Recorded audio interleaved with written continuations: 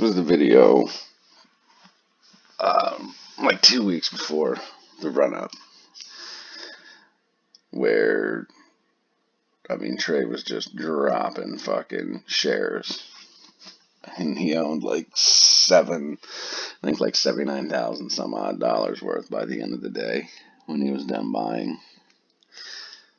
Some keynotes. Take a look at him for one. Old faded shirt and shit, missing chunks out of it. Using a goddamn like end table with a floppy ass wired mouse. I don't know if that's a fucking trash bag or what it is in front of his computer screen. Little shitty $30 mic. Hey, this is what I'm talking about. This kid had 80 grand to drop on AMC before the squeeze. Yeah, and this is not the creme de la creme of apartments, wherever the fuck he's at. Like, he looks like he's struggling. Looks like he's struggling. And this was back before there was a bunch of people doing AMC shit. This was back when it was mainly him and Matt Kors, and I think TMI was around at this time doing like more evening shit, small time, small potato shit. And this is when him and Matt Kors used to text all the time. Like, they would text, oh, I'm texting Matt, or they'd take phone calls with each other all the time.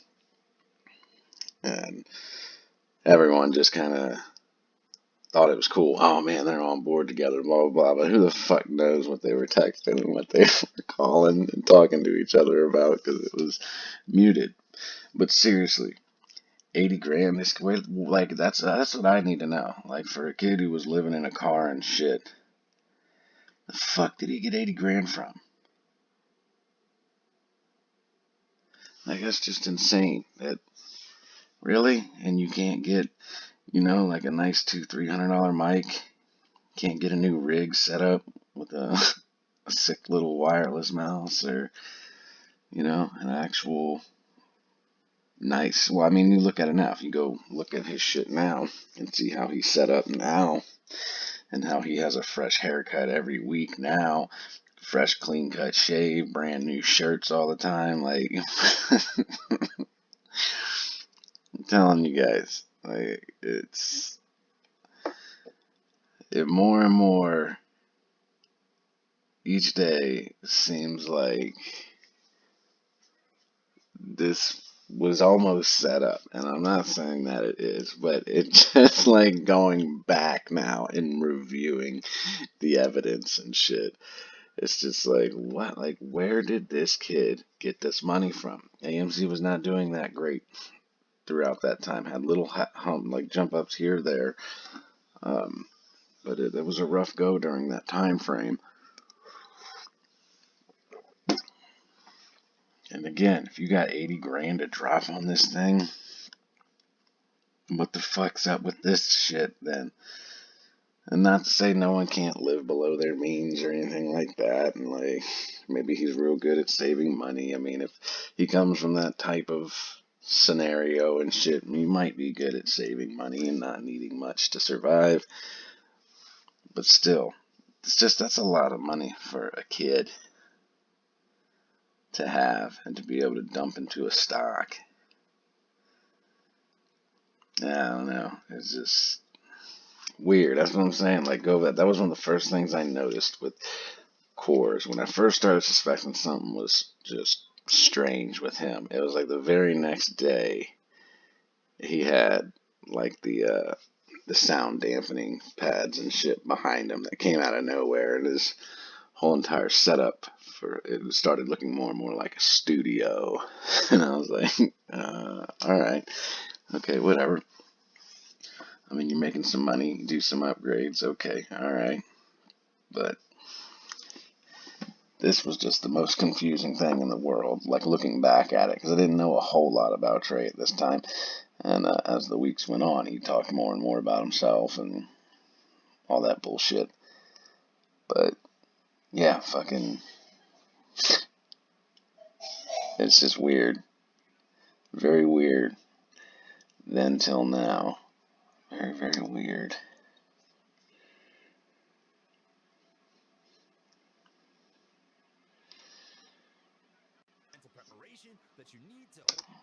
Look at that. Like, motherfucking nice shit. Nice shit. Fucking lumbar support gaming chair. Liquid cooling system in his new rig. Brand new shirt. Fresh collar. Fresh fade.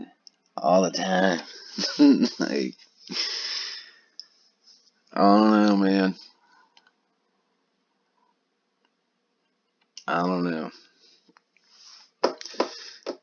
I don't know. It just seems strange. I am starting to see more people coming out, though, and like, well, I mean, I already expected that, to see more people coming out trying to be like, I'm here to educate you and blah, blah, blah and whatnot. More people definitely coming out and like not specifically downing anyone in particular, but just saying how a lot of the shit these guys are telling you is bullshit. And, you know, while going over filings and things is important, yeah, because I saw a couple new guys trying to do filings and stuff too, and talk about them. But if you're not explaining what it is, then it's damn near pointless. Like, you have to be explaining the shit you're going over and making sure your audience gets it, making sure they understand it. Or else, what the fuck are you doing it for? Other than just to maybe look smart and look like you know what you're doing, and then I don't know. I don't know. Yeah, it's funny every time. That fucking STV he steals so much of Charlie's shit. Literally, just steals Charlie's shit. Whatever Charlie goes over with something, STV makes a subsequent video talking about the same shit, and then like tries to go snatch a comment or something to go over to make it different. That kid don't know a fucking thing about filing. He don't know shit about a lot of things going on in the stock market. Oh, man, this was just a horrible fucking week. What a bad, bad week, man. Yeah, I'm starting to definitely notice like a lot of, it looks like there are definitely some sort of liquidations happening, or I don't know if it's part of the repo, these guys, you know, borrowing and then the next day having to close out ETFs or, you know, portfolios with a bunch of stocks that they have, just little percentages, because there's just the most random stocks that have the exact same movement at the opening bell, like the exact same movement. It's every day. There's like a handful that I can just click and pick on, and I find, and they have the exact same movement in the morning downward. Like someone had to sell off some, and I don't know. I'm trying to find a link to why that is, what's going on. The only thing I can think of is has something to do with the repo market.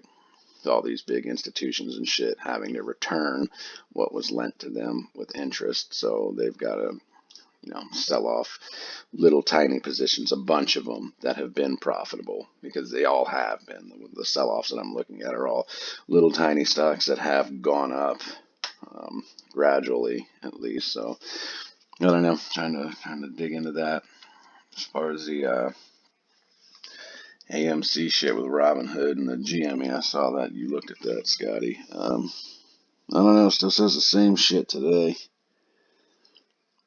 Yeah, that's just really fucking weird. Really, really, really weird. If they use that reporting agency and everyone else is correct, but they're not. I don't know. I do not know. I haven't seen any videos about it either. I've ever thought for sure. I was gonna see a bunch of videos of people being like, "Oh man, yeah, oh shit, squeeze coming, Robinhood knows it, they're hiding shit or something." I haven't seen one, but I don't know. I also don't look at a lot of fucking AMC YouTube content anymore, so I don't think they give me a bunch of fucking updates on that shit. But yeah, I just thought it was funny, like. I was just seeing like Trey's little videos of that interview he was doing, and I'm just like, man, this kid is diced out. Like, he's rich. He made so much fucking money off this, and everyone else is bleeding out now, like laying on the battlefield dying.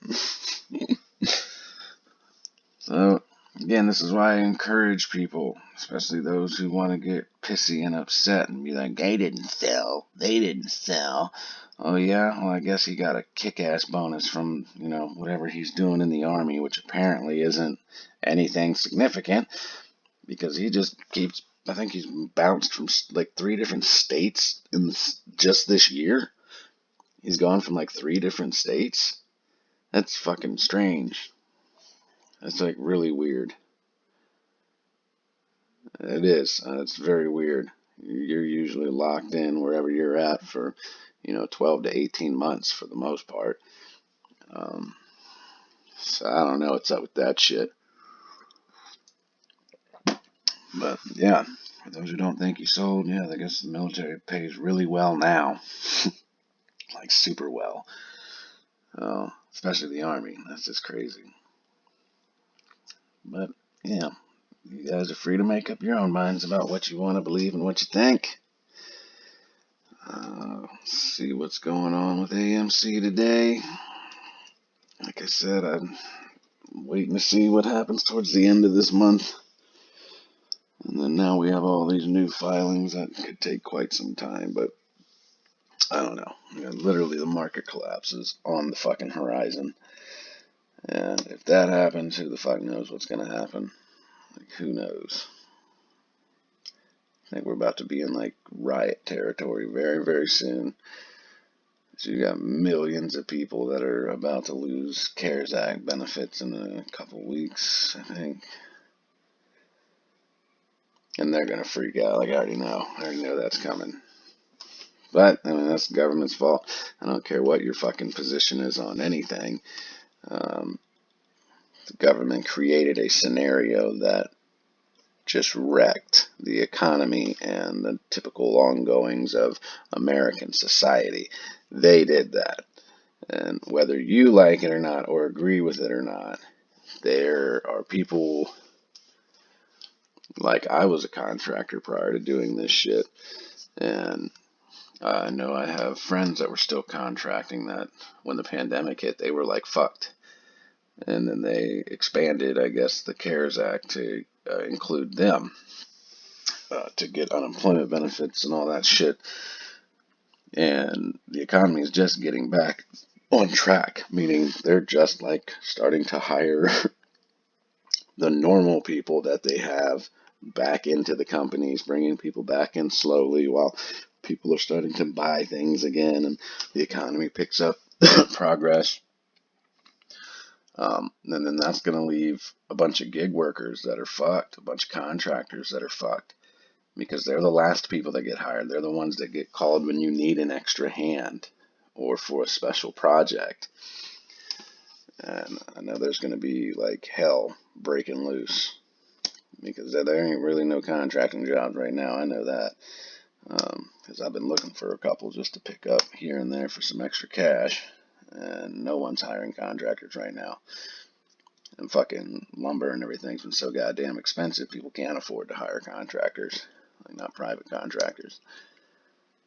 So we'll see what happens, but you as a government caused the scenario in the United States, and until you can officially say it's over, you don't get to pull benefits and lifelines from people. You just don't. You made that scenario. You are the reason you had to give these people shit like that.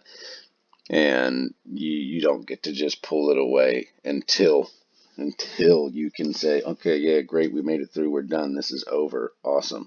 Now we'll start transitioning back to normal shit. Doesn't work like that, and I just think there's going to be significant pushback here soon. To see the end of the year being pretty crazy for everything, for the market, the economy as a whole, all this shit that expires. A lot of people freaking out about the vote shit, the presidential vote, and all the mask mandates coming back. Like, it's just, Whatever y'all are doing, be safe. If you don't own a firearm, I suggest you do, or at least make friends with some people that have some. Um, yeah, because there is a split United States right now. And I mean split, and not like how they tried to racially divide everybody last year. I'm talking split as in all of America is on one side and all of America is on the other side. And the side that's not happy with things that are going on in the government and everything, those are the people that have the guns. Those are the people that aren't going to take a lot more of the bullshit that's going on. And if you're on the other side, because you don't like guns or whatever, um, you're gonna need to reevaluate your priorities really, really quick, really, really quick. This shit's been in the making for a while now. There's probably a small militia in your fucking neighborhood. And you don't even know it. Like, I'm serious. Shit's fucking. This is gonna be an interesting end to this year if the government doesn't step up and do the right thing in a lot of different areas. Anyway, I'm gonna get into a whole bunch of political shit. Just wanted to bring that up. Some more food for thought here on our old boy Trey.